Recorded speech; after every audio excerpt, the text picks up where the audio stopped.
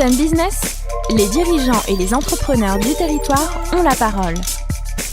Clément Lessort. Voilà, bonjour à toutes et à tous, je suis ravi de vous accueillir ce mardi 25 septembre. Vous retrouvez votre chronique économique qui donne la parole aux décideurs et aux dirigeants du territoire. J'ai le plaisir de recevoir ce midi le fondateur et le dirigeant de l'agence de communication Éluaire, Jean Éluaire. Bonjour. Bonjour Clément. Merci d'avoir accepté mon invitation. Alors vos métiers vont du corporate au digital en passant par l'événementiel, l'organisation d'événements et la gestion des relations presse de vos clients, donc les entreprises, les organisations du territoire. Est-ce que c'est stratégique finalement de se positionner sur une offre aussi large, 360 aujourd'hui, où les acteurs ont tendance à se spécialiser? Non, je pense que c'est pas stratégique. Enfin, je veux dire, on ne fait pas toutes ces, on met en œuvre ces techniques de communication. On les orchestre, mais on ne produit pas tout. En fait, l'agence de communication que je dirige, elle est très centrée sur le principe de gérer la stratégie de marque des annonceurs.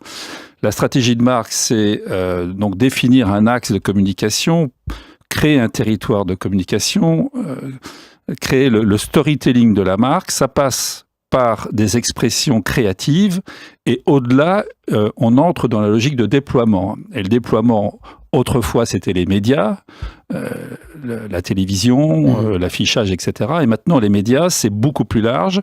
C'est les médias traditionnels plus tous les médias digitaux et aussi, effectivement, les relations presse, l'événementiel, etc. Donc, nous, notre travail, c'est d'abord de concevoir la stratégie de marque de nos clients. Quelle est la vision de la marque? Pourquoi elle existe? On dépasse la question du comment ou du quoi pour être dans le pourquoi.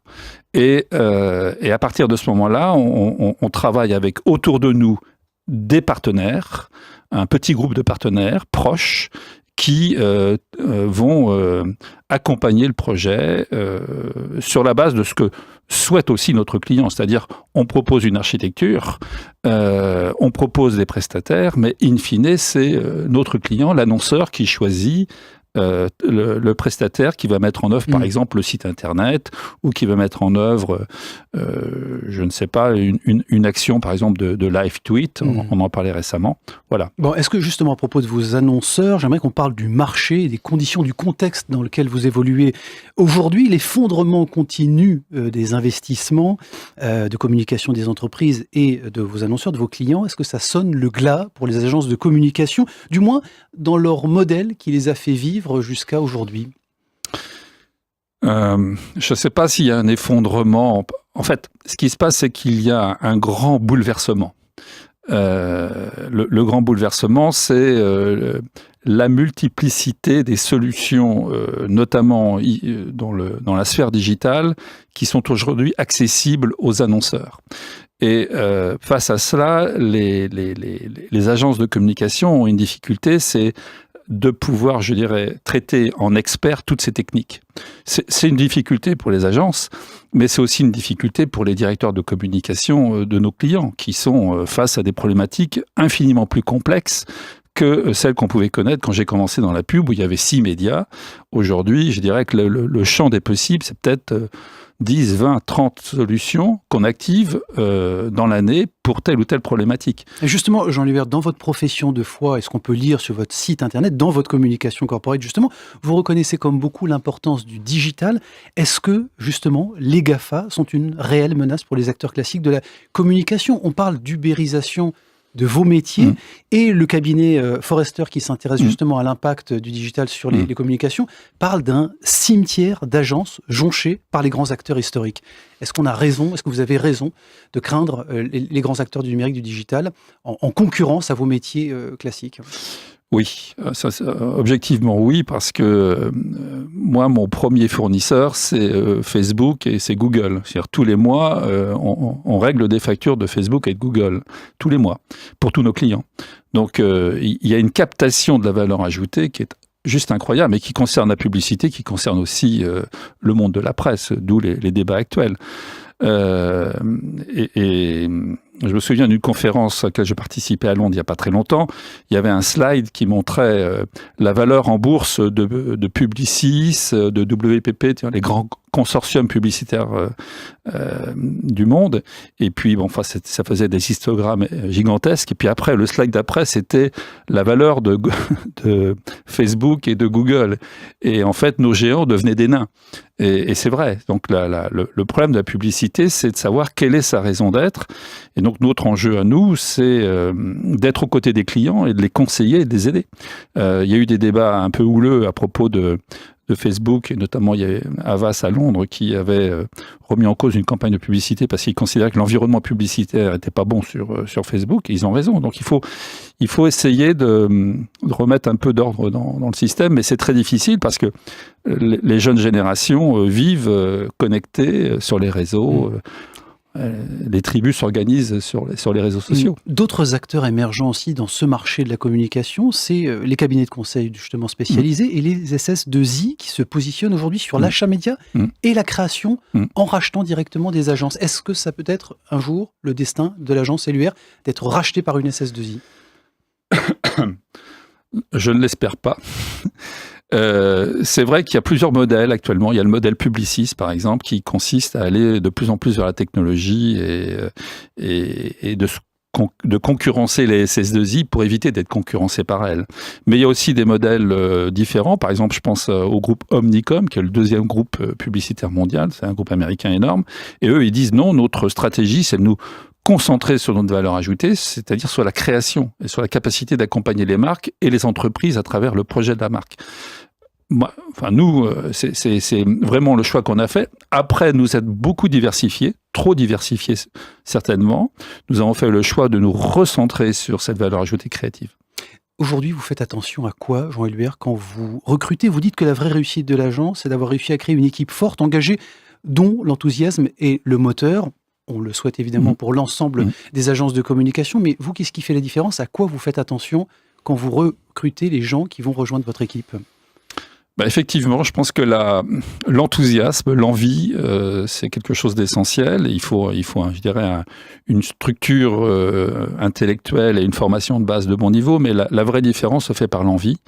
Et c'est ce que je privilégie dans les recrutements. On a une équipe qui aujourd'hui est très agréable, très réactive. C'est-à-dire que, en fait, dans une agence de communication, on passe notre journée à échanger de l'information et à essayer de la transformer en idées neuves, en création. On passe des heures en réunion, à 2, à 3, à 4, etc. Et il faut que cette fluidité de la relation, cet enrichissement de la relation soit permanent. Et donc, on ne peut pas avoir ce type de relation avec des gens qui ne s'entendent pas ou qui n'ont pas envie. Et donc, l'enjeu stratégique, c'est l'envie. Et quand vous avez dans votre équipe quelqu'un qui n'a pas l'envie, il faut réussir à mettre les choses à plat et soit trouver une solution positive, soit négative. Mais on ne peut pas imaginer une agence dans laquelle les gens ne sont pas en osmose et en challenge, mais un challenge positif. C'est-à-dire remettre une idée en cause, c'est permanent. Et donc, il ne faut pas se braquer parce que l'idée qu'on a proposée n'est pas reçue. Il faut rebondir. Et ça, c'est quotidien. Qu'est-ce qu'on vous demande aujourd'hui? Qu'est-ce que vos clients sur les territoires vous demandent aujourd'hui, Jean Élubert? Est-ce que ce sont des sujets autour de la marque employeur pour attirer les talents? Est-ce que c'est des positionnements RSE avec l'obligation, en tout cas pour les entreprises, de s'exprimer sur ce sujet de responsabilité sociétale? C'est quoi les sujets, les interrogations, les besoins des entreprises aujourd'hui en termes de communication sur le territoire? Alors, c'est vrai que les besoins des entreprises ne sont plus dans des silos. C'est-à-dire que les réseaux sociaux, il y a une transparence de la communication, il y a une horizontalité de la communication. Avant, on était dans un système pyramidal. La marque délivrait un message, ça passait par le média, les gens le recevaient, puis on vérifiait pas ce qu'ils en pensaient véritablement, sauf à faire une étude d'image de temps en temps. Là, aujourd'hui, dans la communication des marques, tout est sur la place. C'est-à-dire quand une marque d'agroalimentaire a un problème avec un fournisseur, qu'une caméra a montré que tel animal était mal traité, ça se sait, ça se diffuse. Et donc, les enjeux de communication pour nous, ils sont beaucoup plus larges. Et c'est bien parce que ça veut dire que le projet de l'entreprise et le projet de la marque ne font qu'un. Et c'est le credo de LER. Une dernière question rapide, très rapidement, une installation récente de vos bureaux sur l'île de Nantes, dans l'immeuble Mani, c'est rue Lanouée Bras de Fer. C'est une opportunité immobilière ou c'est l'occasion de se rapprocher des industries culturelles et créatives ? Alors c'est les deux, c'est d'abord une rencontre, c'est Patrice Coupchou, qui est un client de l'agence, mais qui est surtout un ami, et qui a été extrêmement sympathique en nous proposant de le rejoindre dans Mani, sachant qu'on partage le grand escalier métallique. On est à l'étage et lui il est au rez-de-chaussée, donc il fallait qu'on s'entende bien pour gérer cette relation. Donc c'est d'abord grâce à Patrice. Et puis il faut avouer que c'est génial. L'île de Nantes, c'est incroyablement dynamique. On a plein de prestataires autour, des studios son, des studios vidéo, des graphistes. On a l'école, on a Média Campus qui est à 2 pas. Nous, on est mitoyens de l'école des Beaux-Arts. Donc c'est une ambiance remarquable. Et franchement, je trouve que, ayant été un peu sceptique au début, je dois avouer que je m'étais trompé. C'est une réussite remarquable. Jean Éluère, dirigeant et fondateur de l'agence Éluère. Merci d'avoir été avec nous dans nos studios.